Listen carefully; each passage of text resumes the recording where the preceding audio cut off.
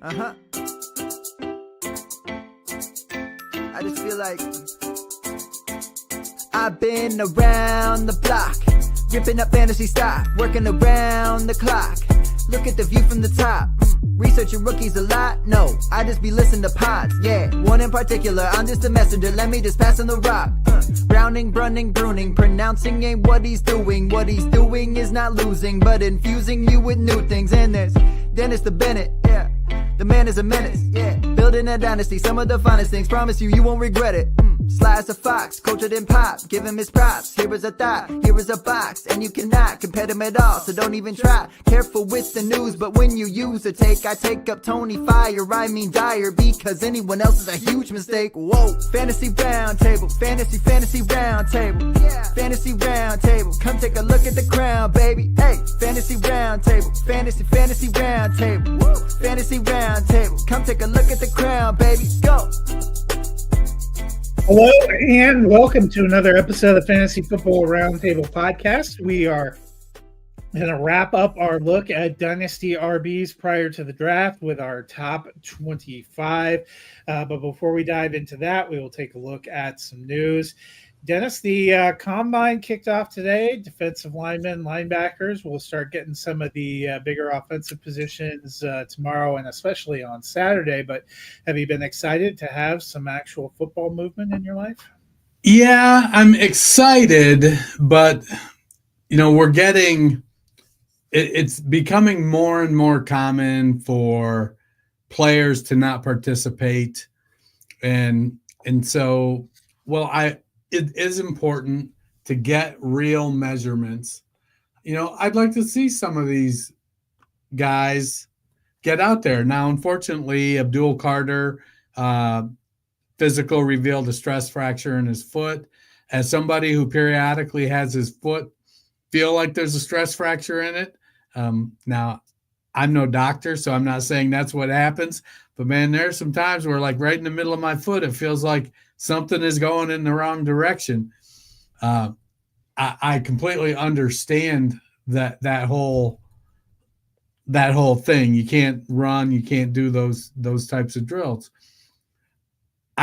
As much of a freak as Carter is, my big concern with him is always going to be how well will he be able to play the run, because there's a chance that he ends up turning into just a pass rush specialist at 235, 240 pounds. I'm not sure what his official weight is. I know he's not doing drills, but I got to believe he weighed in today, and I haven't had a chance to go kind of look at those numbers and see what the height, weight, reach stuff has been. I know James Pierce out of Tennessee ran a 4.4740, which was great. Did see that on Twitter. So when I popped it in, it says 251, but I don't know if that was from today. Yeah. So, I haven't had time to sit down and start digging in. For me, the combine is where, I really start to look for the fine hairs to start to split rankings when it comes to the rookies. There are a lot of things you're not going to see. They're playing against air, but you get to validate, is a 6'3" listed wide receiver really 6'1.5"? Is a receiver that's listed at 6 foot 205, does he really check in at 5'10", 191? Those types of things. Just kind of start to sort that out. Seeing whose measurables are actually close. Everybody kind of beefs it up. That's why I joked with Cole for the longest time. My son Cole, I kept calling him 6'1", even though he was measuring shorter. And actually his last doctor's appointment, he's a legitimate 6'1" at 14 years old. So CBS said Abdul Carter will not work out during the combine. It said he was expected to take part in physical exams, but this is from this morning. It doesn't have any info. So I'm sure you will get some kind of info because it says he is going to take physical exams and meet with teams. Well, he did take a physical exam. That's how they found the stress fracture. I think they mean teams exam. Oh. Moving on to other news, the NFL is mulling a regular season overtime change. A couple of suggestions. One, making it 5 minutes longer, which I don't understand what that has to do with solving this issue. The other one is using the overtime rules where each team is guaranteed a possession as long as nobody scores a touchdown on the first possession. That to me would make sense for the regular season overtime. I don't really get how lengthening the quarter does. Yeah, I don't know about lengthening the quarter. I mean, currently, don't they use the isn't it what they do? Both teams get the ball. If the first not team not in the regular season. Only in the playoffs.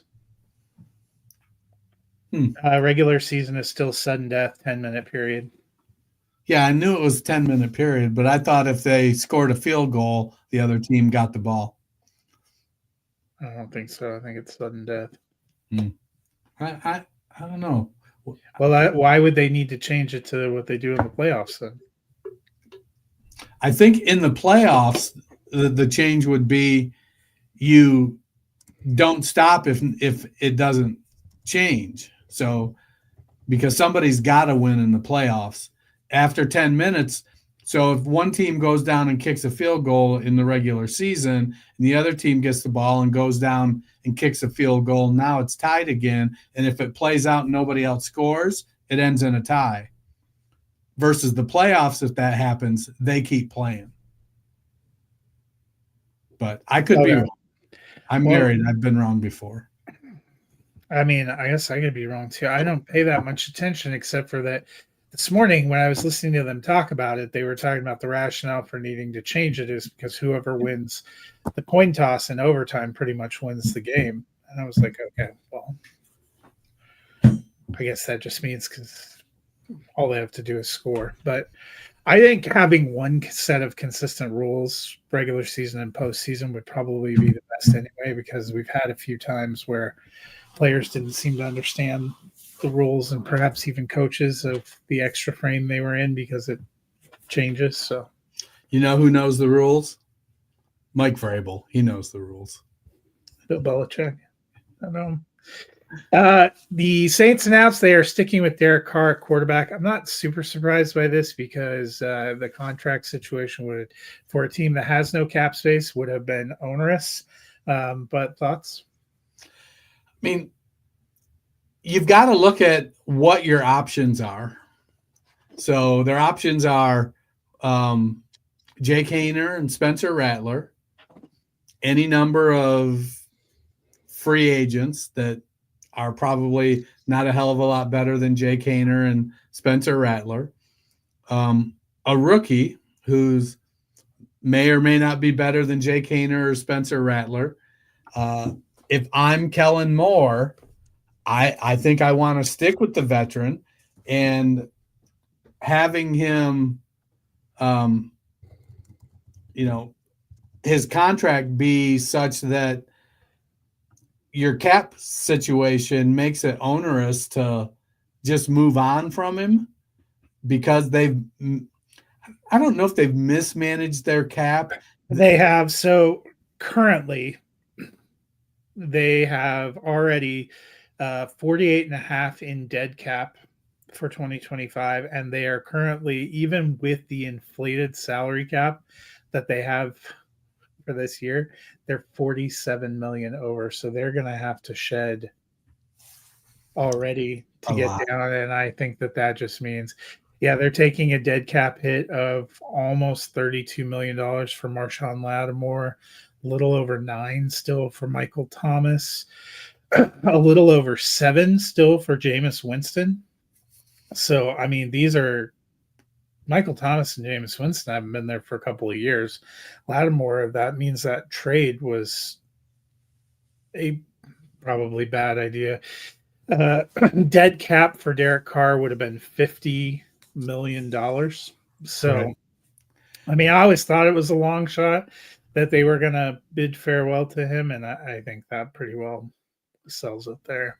I mean, I could see them, if they like one of the third-round quarterbacks better, if they think they have more potential than Rattler or Hayner, I could see them bringing in somebody there. If Ewers or Will Howard is there, it would make some sense. I also could see him going with somebody late, a Riley Howard or a Dylan Gabriel. Though ideally for me, I'd love to see Dylan Gabriel go to Miami just because he's a short left-handed quarterback like Tua. It would, and I'm big on having your quarterback room have similar skill sets and strengths.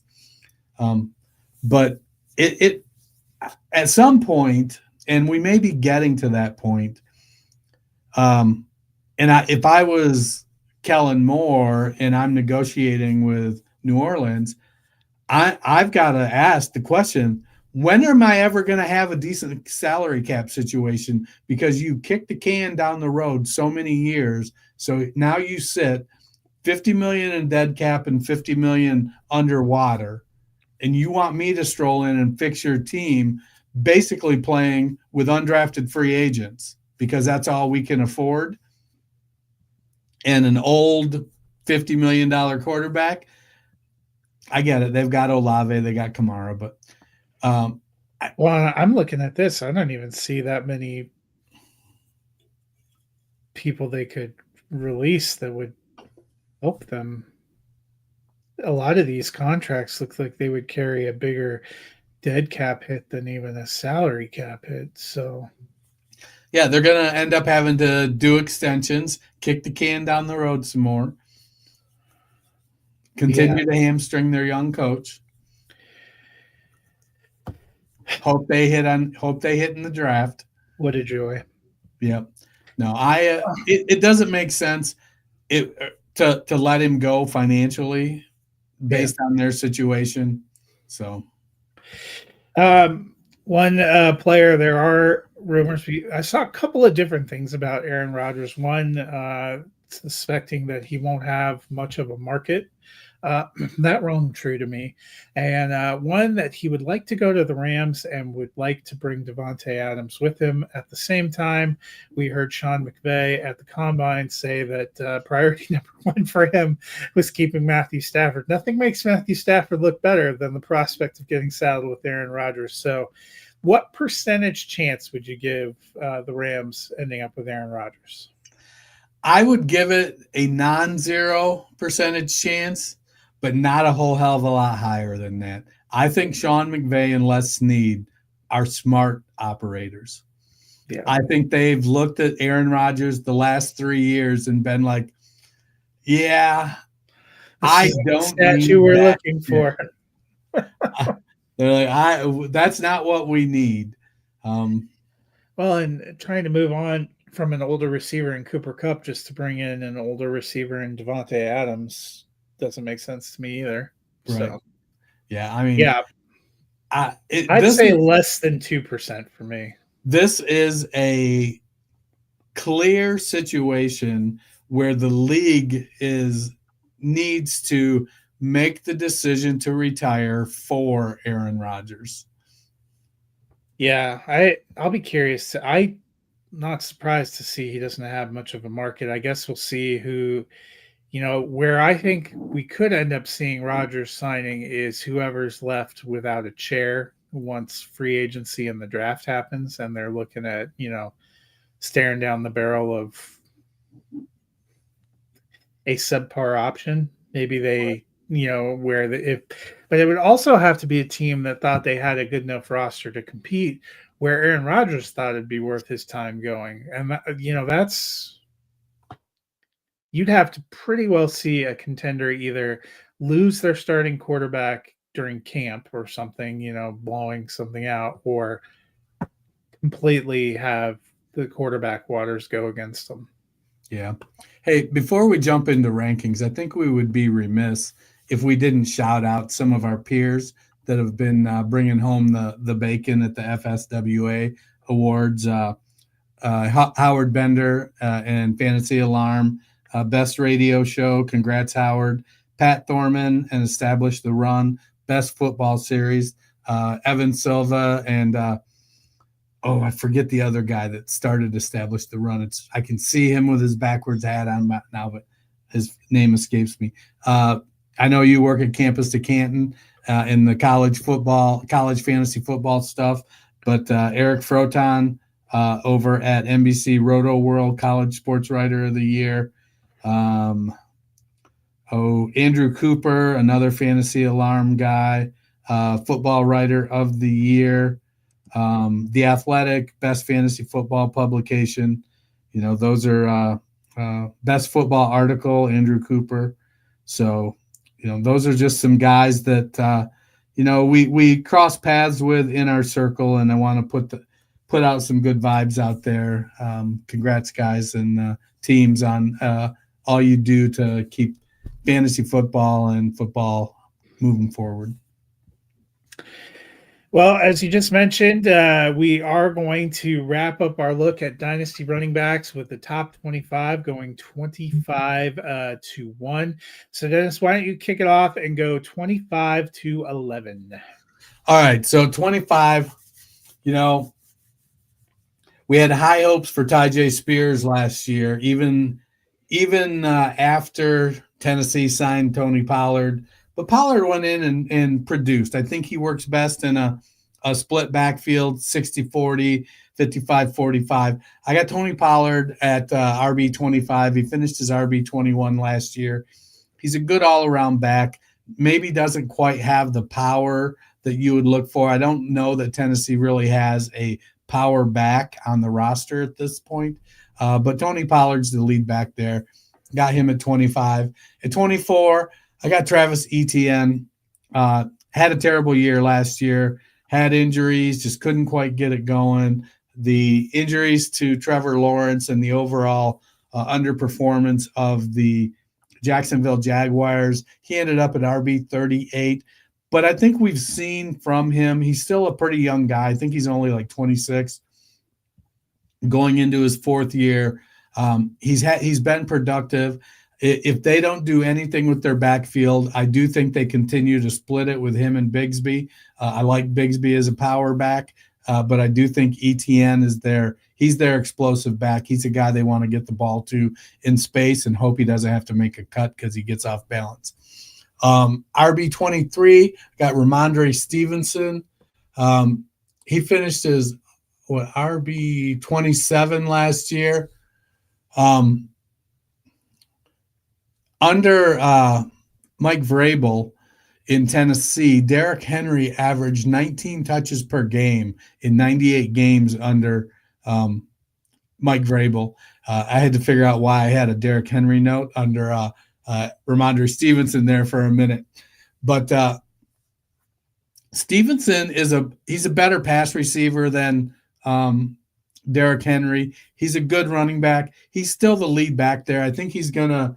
I don't know that they invest much in the running back position this offseason, but I do think it bodes well for Ramondre Stevenson that he's got a hard-nosed coach. He's going to have to stay healthy. He's going to have to be out there, but I could see Stevenson getting 18 to 20 touches a game, probably a little bit more receiving work than Henry did under Vrabel, just because Stevenson's a better receiver. 22, I got Aaron Jones. He's a free agent. He finished his RB14 last year, but Minnesota and Jones seem like they want to work something out and have him come back.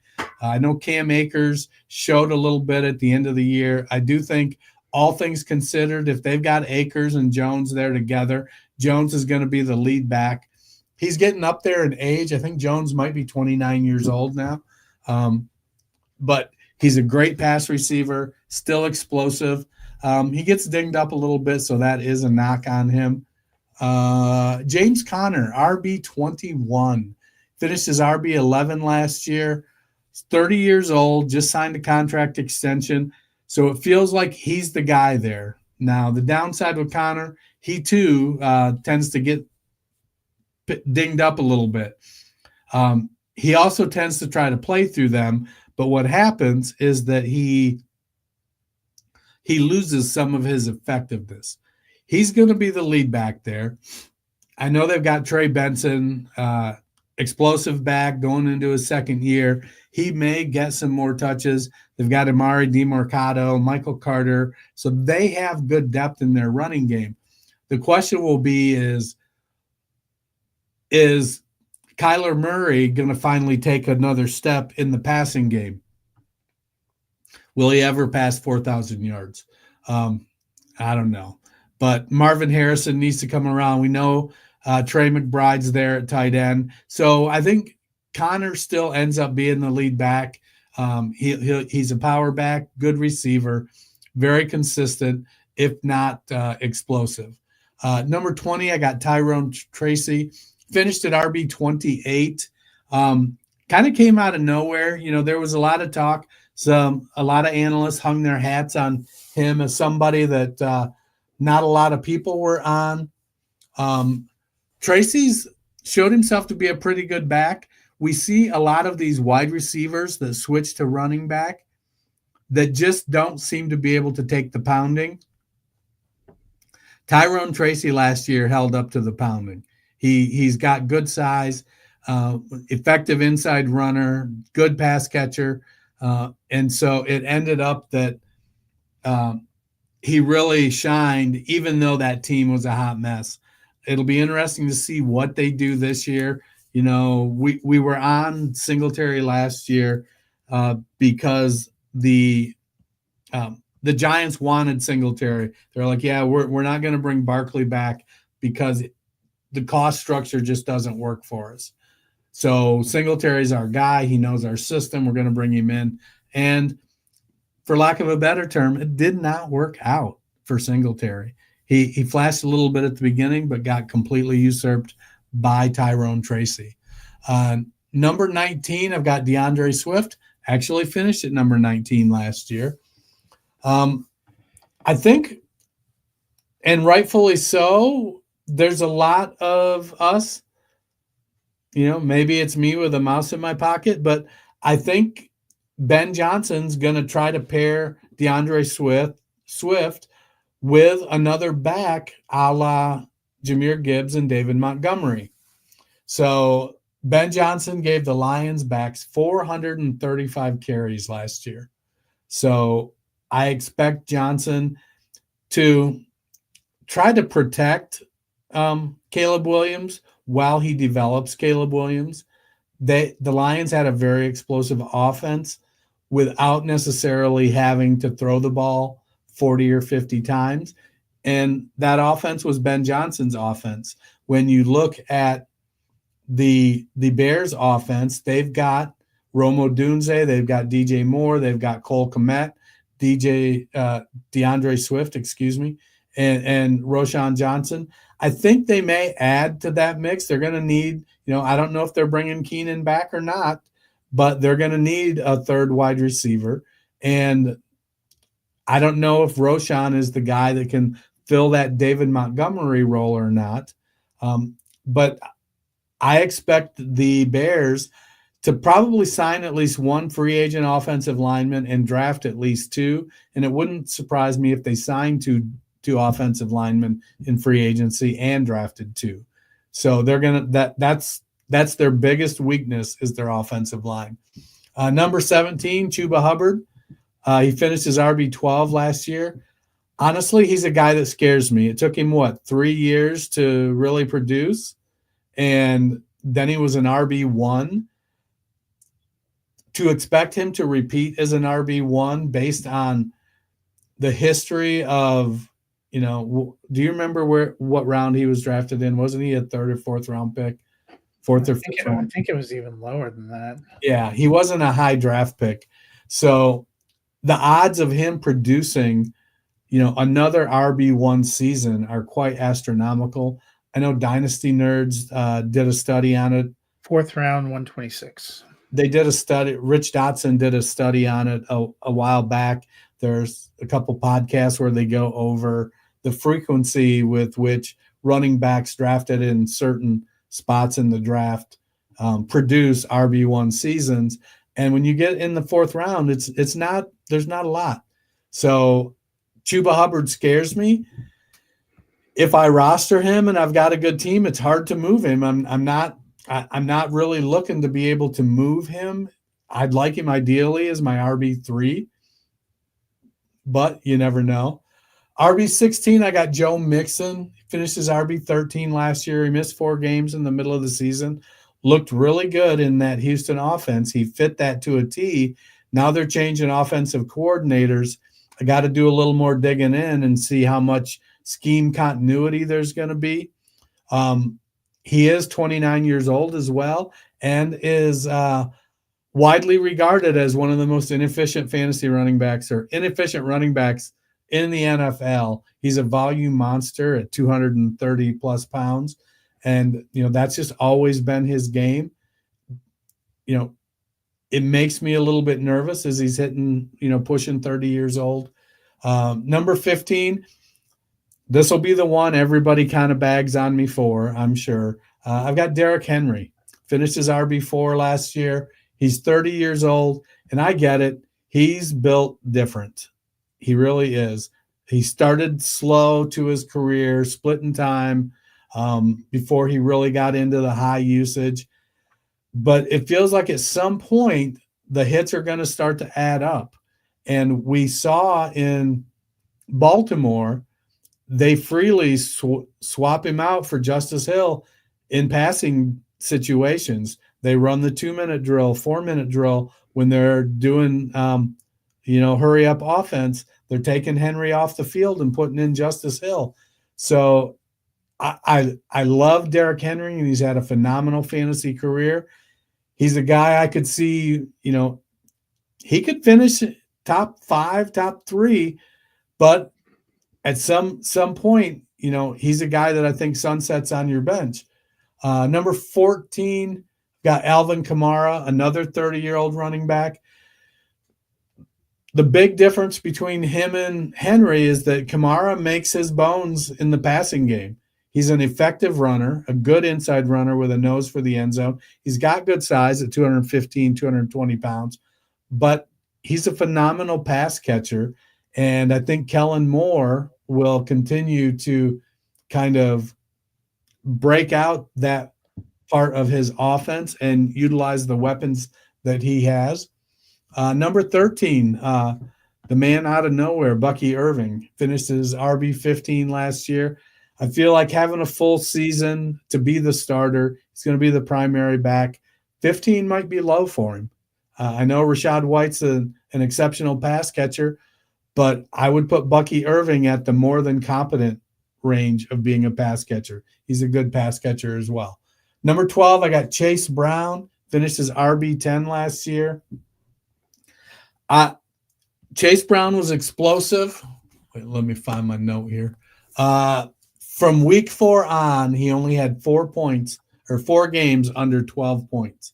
So 4 PPR points. So he's a good pass catcher. He is explosive. 5'9", 209 pounds. He's built like Kenneth Walker. He's built like DeAndre Swift. These guys, they're compact. They're solidly built. And he's got a ton of explosiveness. Would he have had that same kind of breakout if there had not been a Zach Moss injury? I would have to hedge and say I don't think the takeover would have been that big. If Moss had been healthy the entire season, I think we would have seen a lot of split. I think Brown would have earned a significant portion, but I could see it being a 50-50 split because they do have similar skill sets when it comes to running the ball outside of Brown being way more explosive than Moss. And then at number 11, if you're not going to be mad at me about Derrick Henry, you're going to be mad at me about this one. And I've got Christian McCaffrey at number 11. I freely admit he could be RB1 or he could play 2 games. So he's 29 years old going into the season. He is a phenomenal back. I think his days of 250 carries are behind him. I think that Kyle Shanahan knows that.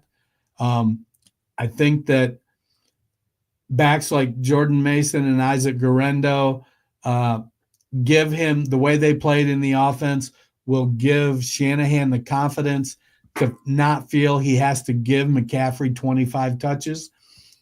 Now, I think on a per touch basis, he'll be probably top 5 effective.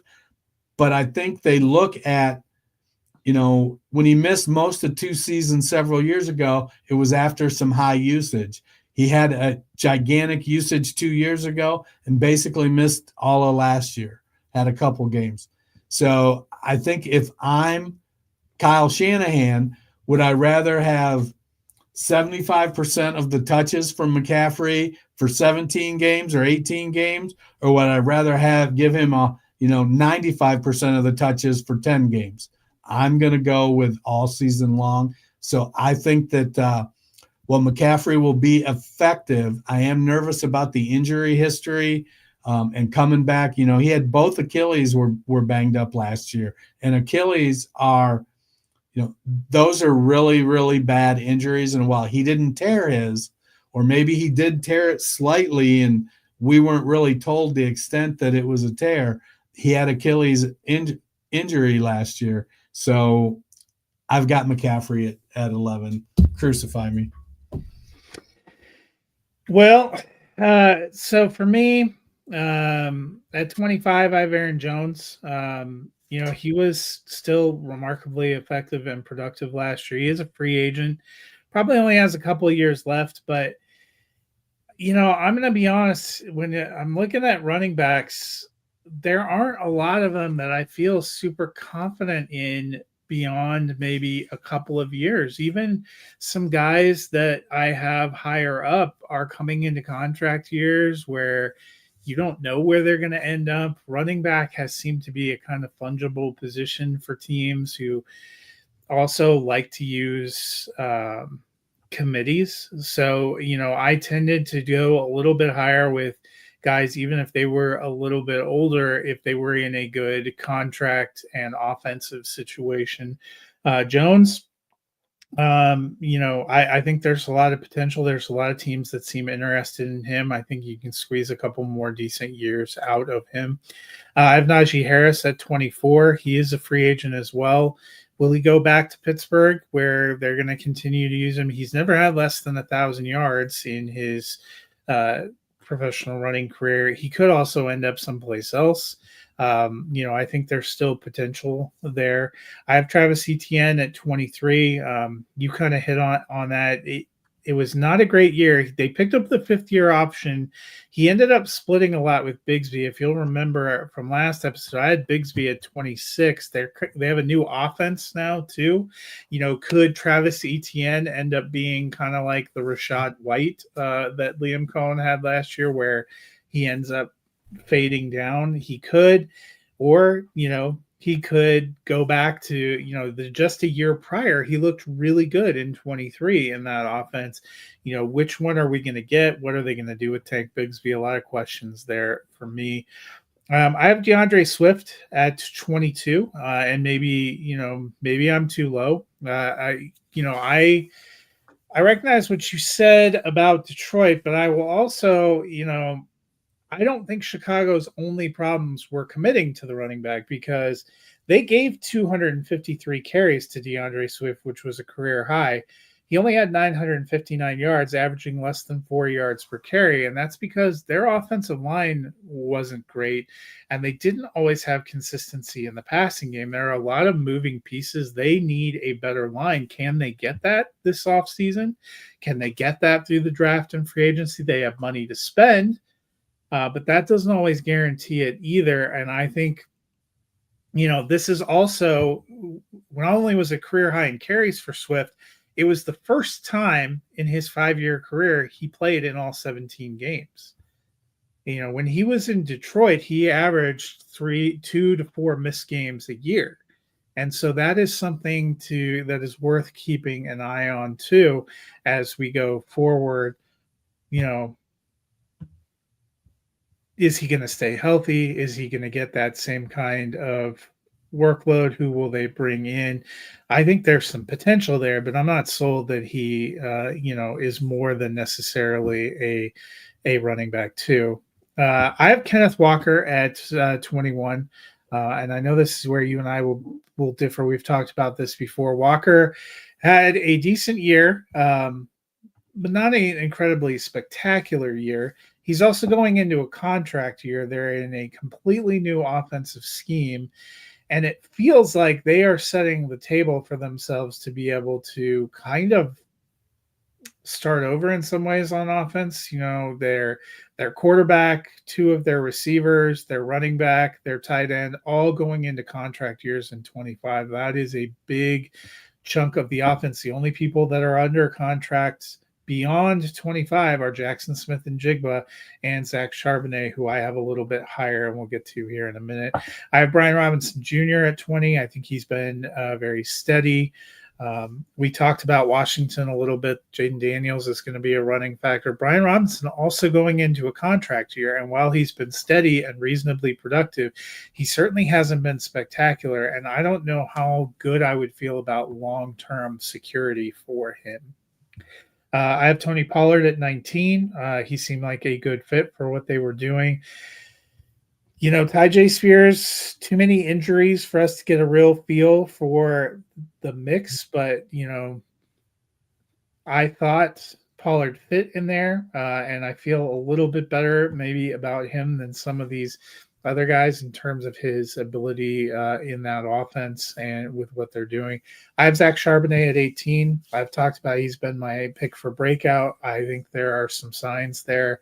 I'm kind of going in on him. Maybe I'll turn out to be wrong, but I would not shock me if we go into this time next year and he's the lead running back for Seattle.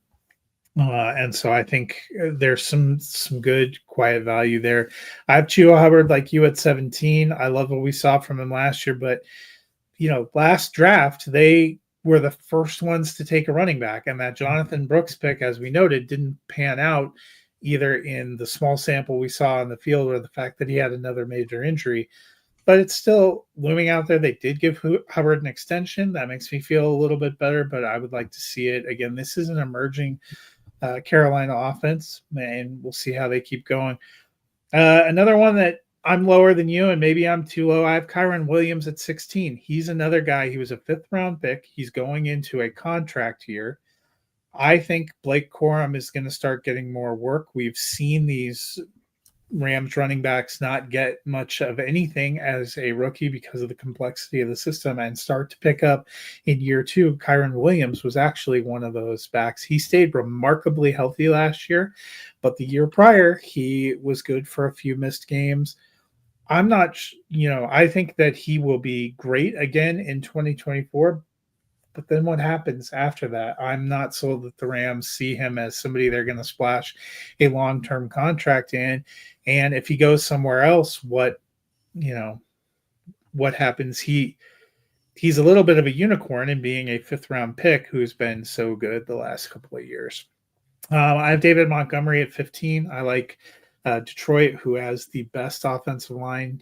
He seems to fit really well. He and Jahmyr Gibbs complement each other well, and they gave him an extension. Those are all good signs for me. I have Alvin Kamara at 14. He's an older player, but he certainly has been producing pretty well, and he just got another extension. I think all those things I find encouraging as well. I have Joe Mixon at 13. I think he's in a good situation with Houston. He seems to be getting a lot of work. As we've noted, he isn't always terribly efficient. Sometimes he puts up big points, sometimes doesn't put up huge points for you, but I think he's relatively steady, and RB13 top end of what would be RB2 made sense to me. And at 12 and 11, I have a couple of young guys that I really loved what I saw from them last year, and I'm hoping it's a sign of things to come. I have Chase Brown at 12. I thought he looked very good. Hopefully he will continue to get that workload, but, there's no guarantees there. We'll have to watch during the offseason, but I thought he looked explosive and proved he can handle it. And then I have Bucky Irving at 11. I really liked what we saw from him. I think he's a good fit in that offense, and excited to see him moving forward. So, Dennis, why don't you take it away with your top 10? All right, so listening to you talk about Kyron Williams, you influenced my rankings a little bit. I have said, especially in redraft leagues, when you draft Kyron Williams, make sure you got a backup plan. He's a 5'9", 200-pound running back that gets high volume. And so I have historically, especially in Dynasty, kind of tried to stay away from him. But last year, I went with him in redraft. I felt like, it was a good opportunity. I still think he'll be very effective like you, but because it is a contract year and, the Rams running back is a position they don't spend a lot of money on. So he's probably going to be gone after this year. So I did just drop him down to RB10. So I got Kyron Williams at RB10, finished RB7 last year. I got Kenneth Walker at RB9. I'm banging that drum. I think he is such a good fit for Clint Kubiak's zone blocking offense. The only thing that's going to derail him is going to be injury. Now, that's a very real possibility with Kenneth Walker. He could strain an oblique because that seems to be his favorite injury. But I think he's going to eat in that offense, and he's so explosive. And let's just let it run. He finished his RB25 last year. He missed some time. I think Zach Charbonnet will look good in that offense, but I think Kenneth Walker is going to look great, and he's going to end up getting the lion's share of the work. Number 8, I got James Cook. He finished his RB9 last year. Makes me nervous. James Cook, Ray Davis and even Ty Johnson showed well in that Buffalo offense, and it seems that Josh Allen continues to be the RB1, the short yardage running back there. Even though Cook did have 20 touchdowns, I feel like touchdown regression is getting ready to come for Cook, but I'm gambling that you remember when Mike Williams came into the league and he had one season where he had over 1,000 yards and caught a bunch of passes, but didn't score any touchdowns. And then he had another season where he didn't catch as many passes and only had like 700 yards, but he scored like 9 or 10 or 12 touchdowns. To me, this feels like what's going to happen with James Cook. I think he's going to improve his catches and yardage, rushing yardage next year, but I'm not sure I'm going to count on him getting 20 touchdowns. Touchdowns accounted for 43% of his fantasy points last year. That to me feels like just a monstrous amount, to the point where I'm genuinely concerned he even finishes top 12. But right now I've got him sitting at RB8. Number 7, I got Josh Jacobs, 27 years old, finished his RB6 last year. He is the alpha in Green Bay, and I know Emmanuel Wilson and Chris Brooks looked good when they had to play. Jacobs is 27 years old, and he's in his 5th year, going into his 6th year. He's been around a while, but he's a big back that can handle volume. I think that what Green Bay really needs is an alpha wide receiver, and I think they're going to try to determine if they have one or if they have to go get one. But the offense is going to, I think, revolve a lot around Josh Jacobs. So I got Jacobs at 7. Breece Hall at number 6. He finished his RB16 last year, coming off the injury, and we see it time after time. A running back tears an ACL, comes back the next season, plays okay, but doesn't quite have that burst and doesn't quite, have everything he did before the injury. And we saw Braylon Allen and Isaiah Davis both show well in his stead and kind of eat into his carries. I think going into next year, Breece Hall is going to be the top dog there. I don't know that Aaron Glenn is going to kind of try to recreate the Ben Johnson offense with his new offensive coordinator. But Breece Hall, I think, he's a very, very good running back, and I expect him to produce well. Number 5, I got Jonathan Taylor, RB18 last year. The the Colts were a mess last year, to say the least. Anthony Richardson, monster growing pains. We'll see what happens with Richardson. Taylor finished his RB18, 26 years old. I think he's still one of the most talented running backs in the NFL. He is a guy that I could see, much like Saquon Barkley, moving on to a contender and putting up a 2,000-yard season with a contender and just showing out. He's super talented, big, fast, do-it-all kind of running back. Number 4, I got Devon Achane, finished his RB5 last year. He's the unquestioned, catalyst of that offense.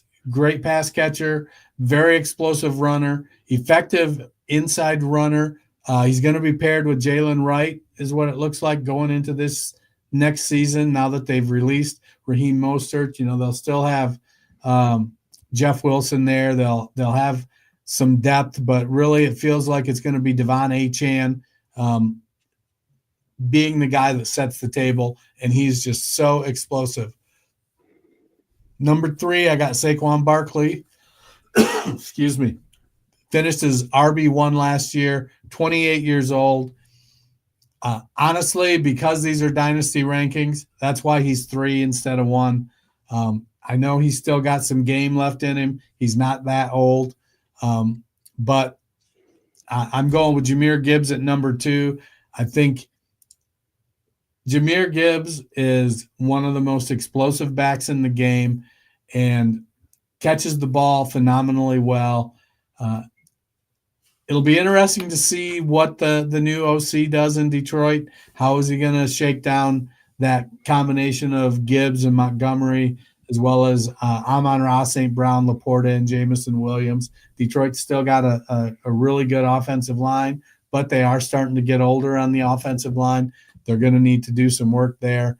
And number 1, Bijan Robinson, probably the most talented back to come into the league in the last few years.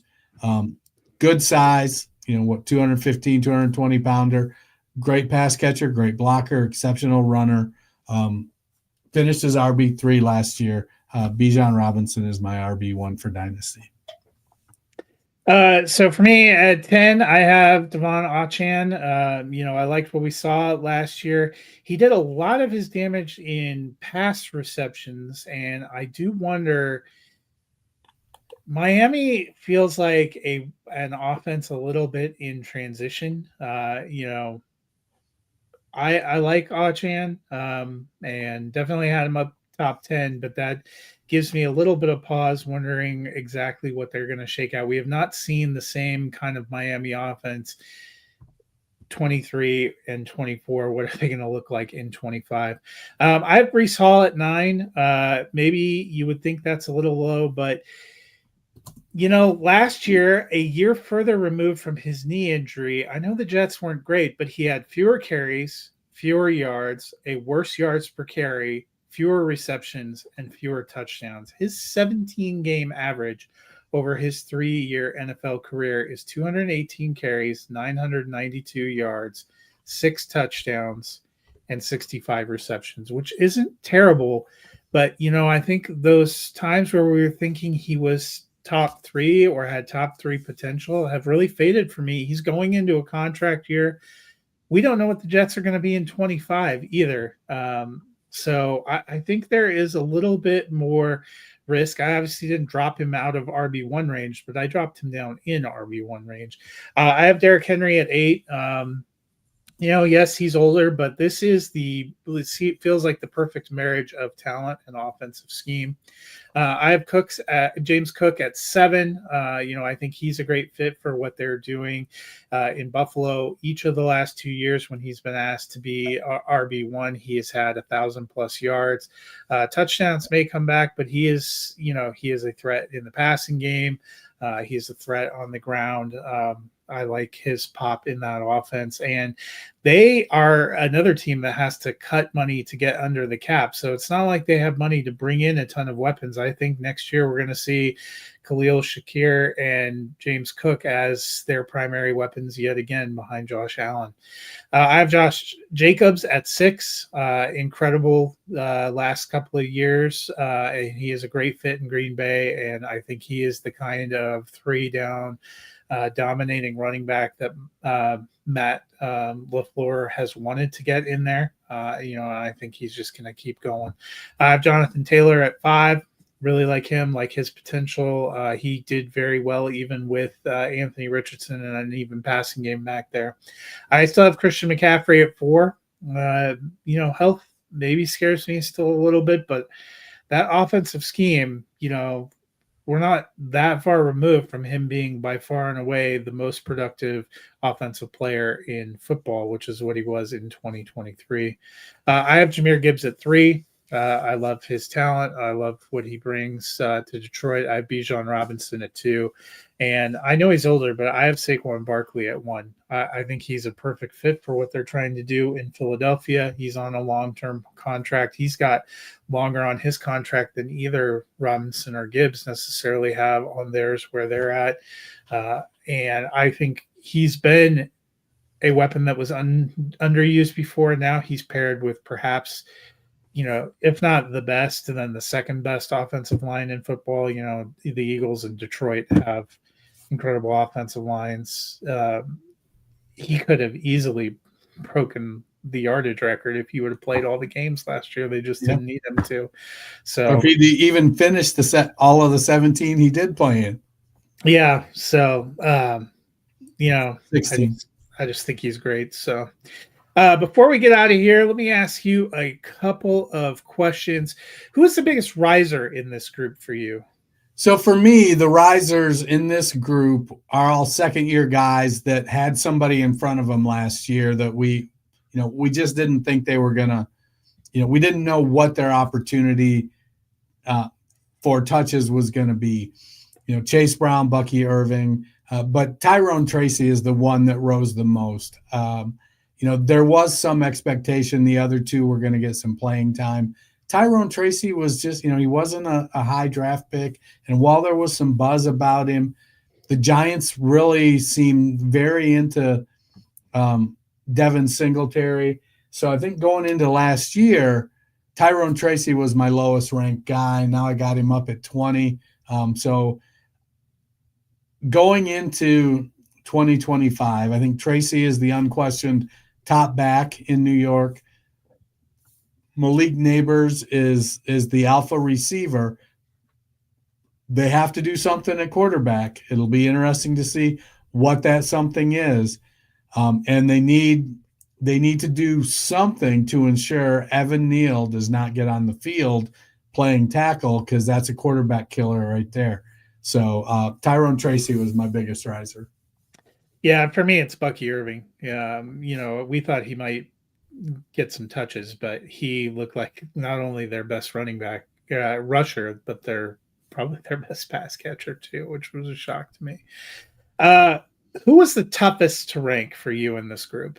For me, it was the two high-end veterans, Christian McCaffrey and Derrick Henry. I feel, there's an adage in Dynasty fantasy football, I'd rather be a year early than a year late. And that's kind of where I am. I could see both of these guys finishing in the top 5 and listeners sitting around talking about what an idiot I am. I could see him being, but if I can move them for value, really good value this year, and they peter out in 26, I'm going to feel like a genius. So I feel like I'm a little bit early on both of those guys because they do have such elite scoring potential. Yeah, I think Derrick Henry was mine because, we talked about it when he signed. It's the perfect fusion of a runner and a team that wants to run and wants that kind of a runner. But he is older, and at some point, we keep saying it, at some point the cliff comes for everyone. We haven't seen the signs of it yet for him, but I still maintain the cliff comes for everyone at some point. Who in this group do you think is the biggest threat to fall out of the top 25? So, the easy pick for me is Tony Pollard because he's RB25. It isn't going to take a whole lot. But I think, there's definitely concerns about where Aaron Jones signs. If he signs somewhere where, either there's a really strong second back already there or a poor offensive line or awful quarterbacking, that could really be damage. James Conner was the third guy I had in that group. I've got Conner. Where did I have him? 21. At 21. So these are all fairly low-end guys for me, 21, 22, and 25. So to fall out of these rankings, it isn't going to take a big fall. And I think all of them are at risk, but for various, for different reasons.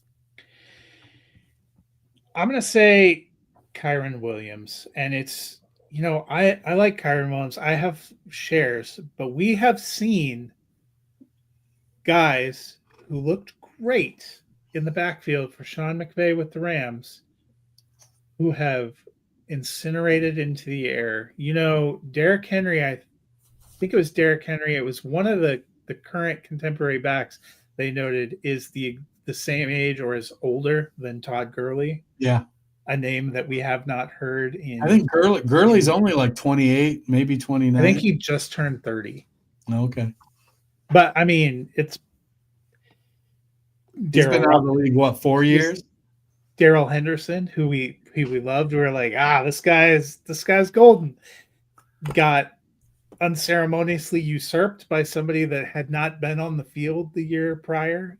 Cam Akers was the number one guy for them and got unceremoniously usurped, if I remember, by Kyron Williams. So, but Akers also had some severe injuries and terrible vision. But I know, but all I'm saying is we've seen guys for Sean McVay and the Rams.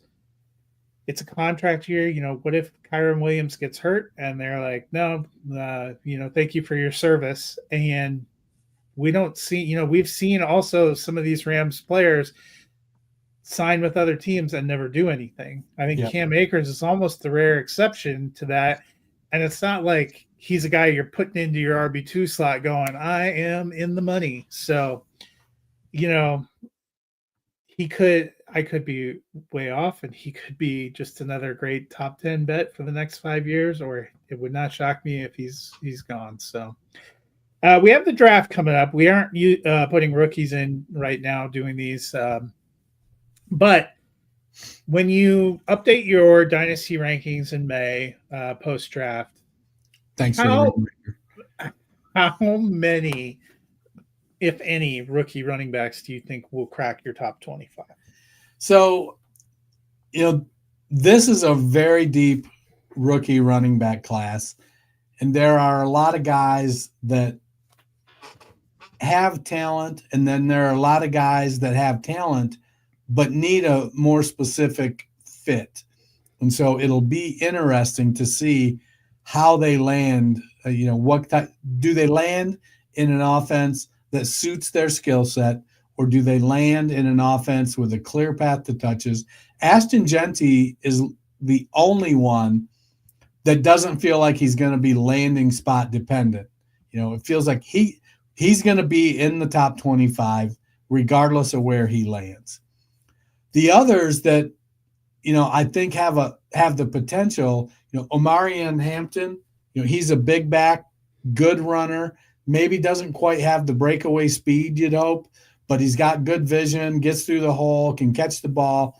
I think he's 225 or 230 pounds. He's a guy that really, that in the right spot where he could step right in and be the starter, I could see him sliding up there. Travion Henderson, one of the most explosive backs in this draft, runs a little upright and sometimes can get knocked off balance. Just a tenacious blocker on passing reps, but he's super explosive, really, really good pass catcher. If he lands in a situation similar to James Cook, I could see him having a phenomenal season. Caleb Johnson, another back that runs a little bit upright, but he's a big back, 230-pounder with good speed. Had a game last year where he hit 22 mile an hour. Maybe needs a little work on his wiggle, but he's a big, powerful back. It's hard to judge whether or not he's a very good pass catcher because Iowa was so bad at passing the ball. I mean, he had 20% of their touchdown passes, which was 2. So, you know, it just their offense was him, and that was it. The other one, the last one, I think, depending on the landing spots, Quinshon Judkins. Early breakout, good runner, powerful runner, not the pass catcher that Henderson is. Him and Henderson split reps, split time at Ohio State this year. But I think he's a very good running back, and landing in a spot where he's got a clear path to touches early. He's a guy I could see putting up numbers. So there are 3 or 4 of them that, given the right landing spot and the right path to opportunity, I think could move up into the 25. I wouldn't expect all of them to. I would probably not expect more than 2 to be in there. So Genty and one of the others. But, you know, I could get squirrely. No, I think we're on the same page. Ashton Jeanty, I think will be in there regardless of landing spot. But then for me, if a first or second round pick is used by either the Cowboys or the Raiders on a running back, that guy is going up to the top 25 for me because of opportunity. You know, the Cowboys want to run and have nothing with Pete Carroll in tow. The Raiders want to run and also have nothing. Given how running backs are drafted nowadays, I mean, if Judkins lands in Dallas in the 3rd round, I think he's got every bit the same opportunity that Johnson being drafted in the 2nd round there would. The other thing that makes it hard right now is, are these teams going to jump the gun and sign someone? And then you see, you know, am I as excited about Amarion Hampton going in the 2nd round to the Raiders if they also signed Aaron Jones? Well, maybe not right away, you know, because who knows what they're doing, you know. So a lot of unknowns, but it's been fun. We will not have a show on Tuesday because I will still be on the road in Seattle, but we will be back next Friday. We're going to be talking about 5 free agents we're excited for because free agent legal tampering begins a week from Monday, but we also catch up with the Combine. You know, we'll have had a chance to see all the players and who maybe stood out, guys that maybe helped their case. I think increasingly it's kind of hard to hurt your case unless you go out there and run like a 10-something in the 40. So we will catch up with all that. Even I could help my case. But we have a little bit of time away. So, Dennis, what can the people do if they're needing to fill that time up? So they can go to their favorite podcast platform, hit that search bar, type in the Fantasy Football Roundtable podcast, go ahead and listen to our vast catalog of shows. And when I say vast, I mean vast. We're somewhere around 700 shows, either pushing it or maybe we've even passed it. I've stopped tracking. I just know it is a lot. As you know, when Deion Sanders, one of my neighbors, used to sell BMWs here in Columbus, and back when Deion was playing, he was buying a BMW from this guy's company where he worked, and on the credit report where it said, how much money do you make? Deion just wrote a lot. There you go. All right. Well, that'll do it for us this week. Enjoy a happy weekend. Enjoy watching the Combine. We will see you on March 7th.